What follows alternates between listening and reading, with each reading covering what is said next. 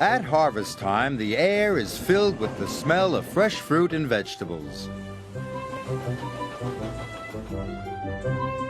The engines happily deliver their loads to market. But one day, mist and rain swirled down Toby's line. Percy was delivering a load of fresh tomatoes. Suddenly, he felt a big bump.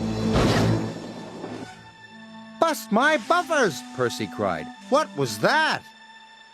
The guard put out the warning flags, while Percy's driver inspected the tracks. "The earth's crumbling," he said. "We must tell Sir Topham Hatt," decided Percy. Percy puffed back as fast as he could.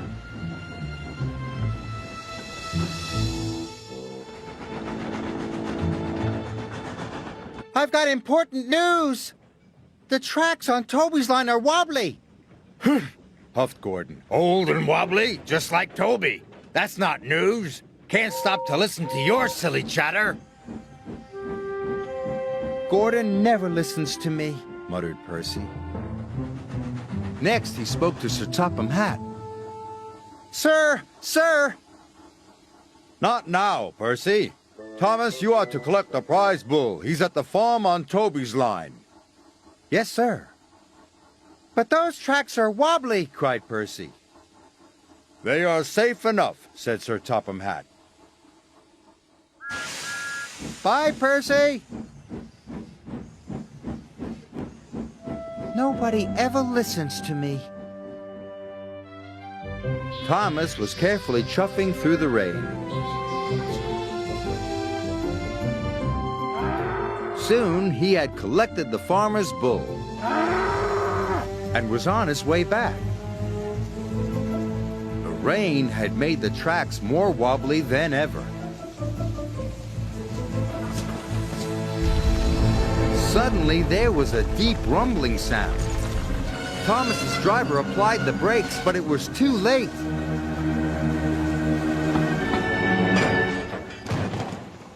"Cinders and ashes!" cried Thomas. "We're stuck!" And they were.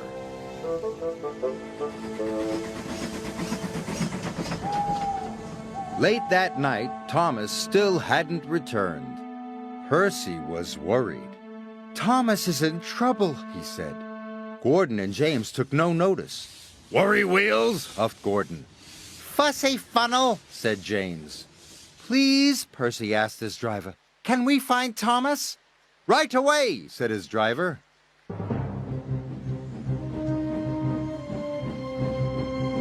Percy was nervous, but his lamp shone brightly in the dark.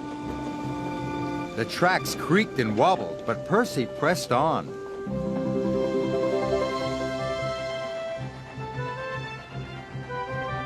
"Percy!" cried Thomas. Thomas was very happy to see his friend. "I'll have you out of there in no time," said Percy. Percy puffed and pulled and pulled and puffed. And finally, Thomas and his driver were free. "Oh, thank you," said Thomas. "I'm glad to be useful," smiled Percy. It was dawn before the track was cleared. Then Percy and Thomas made their way back home.